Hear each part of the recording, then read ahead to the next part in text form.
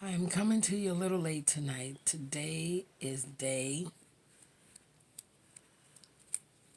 43 of what?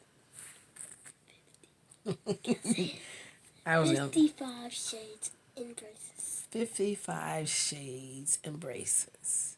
The braces are coming along. I can tell that they're closing my teeth up a little bit, well, gathering them together. I'm thankful for that. The only side effect that I don't like is, well, the pinching, but that's gotten better. I've been pinching it to the side myself a little bit. And the other thing is because the new wires, they cause my mouth to be so dry, and I have a really big day tomorrow. I'll be singing with the wonderful choir tomorrow for the choir annual choir day. So I'm not worried about it, but I can tell even with the rehearsal that my mouth was extra dry because of that. So I'll make sure I have plenty of peppermint on hand, on deck for that. Mentally, I've been kind of up and down today because of the issues with my car. But I was so happy and pleased because I went to AutoZone, got some papers, and I began to study more and look down in the car after returned to see what I could do to take care of the power steering issue. And I thank God with prayer. Got that taken care of. It's quiet now. It was like and I didn't like it all. I wasn't gonna drive a car that was loud. I'm sorry. I'm thankful for everything God has done for me concerning the car, but I was not gonna drive a loud car. But anyway, I was so pleased when I came back and everything was peaceful and quiet with the car that I went down to do some grocery shopping that I wasn't able to do in a while. So I did that. In the midst of it, came back and the car wouldn't start. So I had to call my brother.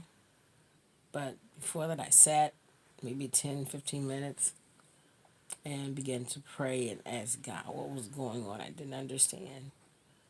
But then I called my brother and he said he'd be there. So I stayed there and waited for about 30, 40 minutes or so. But he still came, and I know he had things to do. So I thank God for Joe. In the midst of that, I was talking to I think Pastor about the car running well and everything. And then all of a sudden, I guess the devil said, let me tell you something. I'm going to put a wrench in this. But I didn't get discouraged. I just began to talk to God about why. Not why, but what was I supposed to learn in all this. And I said, Lord, is this something you're trying to tell me? Because I stopped. And even after my brother came, I went in the store with my niece and bought a few things for her. We came out, and the car was already ready to go. So said our goodbyes and our hugs and talked about the program tomorrow.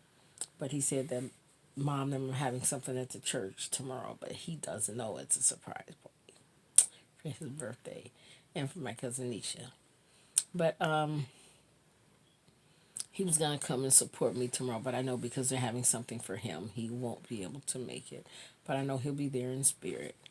But anyway, I left and I went to Dollar Tree because I still needed some peppermint and tissue. So I went there, came out, boop, car wouldn't start again. So I almost felt embarrassed, and I just began to look around. It's like my phone's dead. I have no charge. I only have a couple dollars. So then I said I'm gonna have to go take something back in just to borrow a charger to purchase a charger. The young lady let me use the phone hesitantly, but I said that my sister works for Dollar Tree in Alton, so she kind of was like, okay.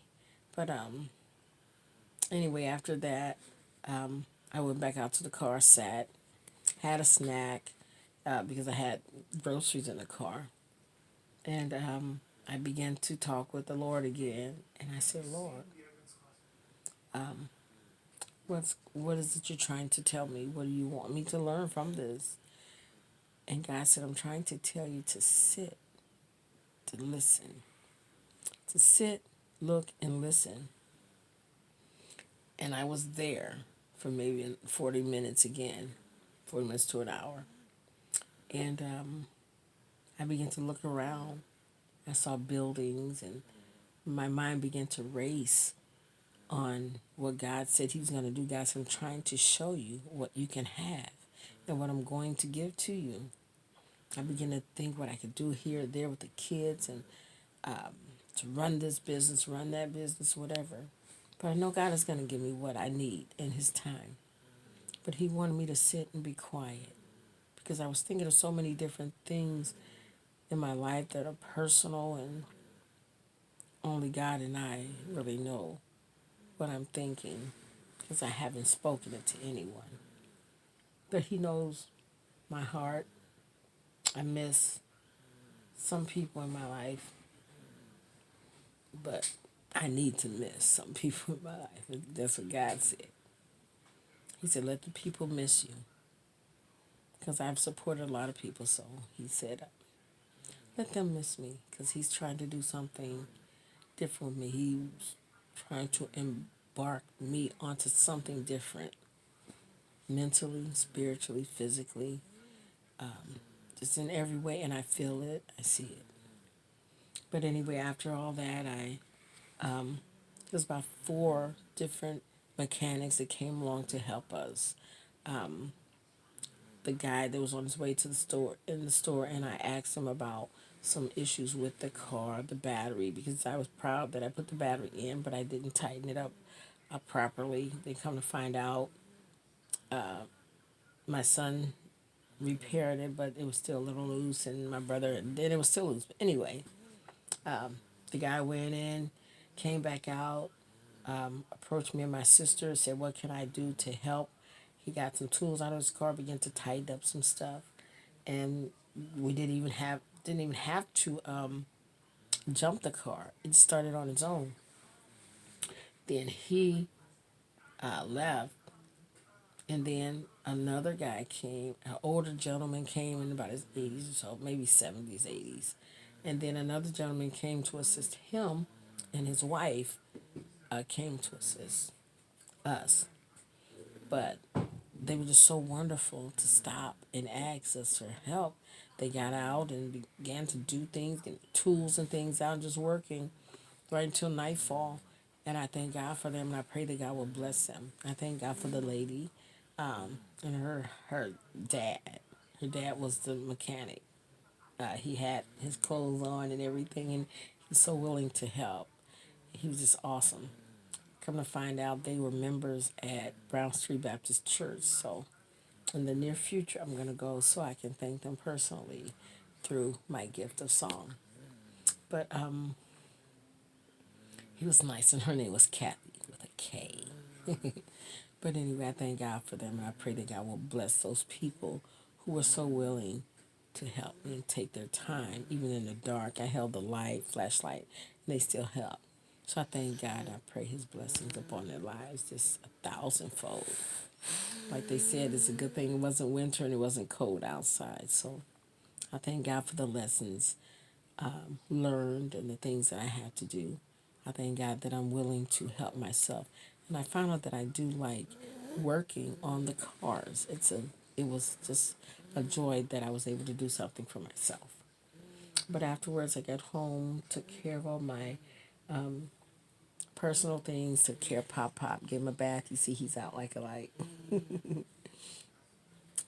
But I'm preparing for tomorrow. I was a little irritated because I really didn't have the hair that I wanted to wear for tomorrow. But my daughter, Kanai, my baby girl, hooked me up. She put lashes on and got me ready for bed. But I have to get some sleep because it's a big day tomorrow. I feel a little sad that my friend and my pastor won't be able to be there for my debut tomorrow. But I know that a lot of my other friends and family will be there. And I know Reggie said he can't be there, but he takes care of his mom faithfully every day and her husband. So I know that he can't come. But my friend Victor said that he would be there, and the other friends of mine that can't come said that they will be watching it live. So I thank God for them. It's gonna be awesome.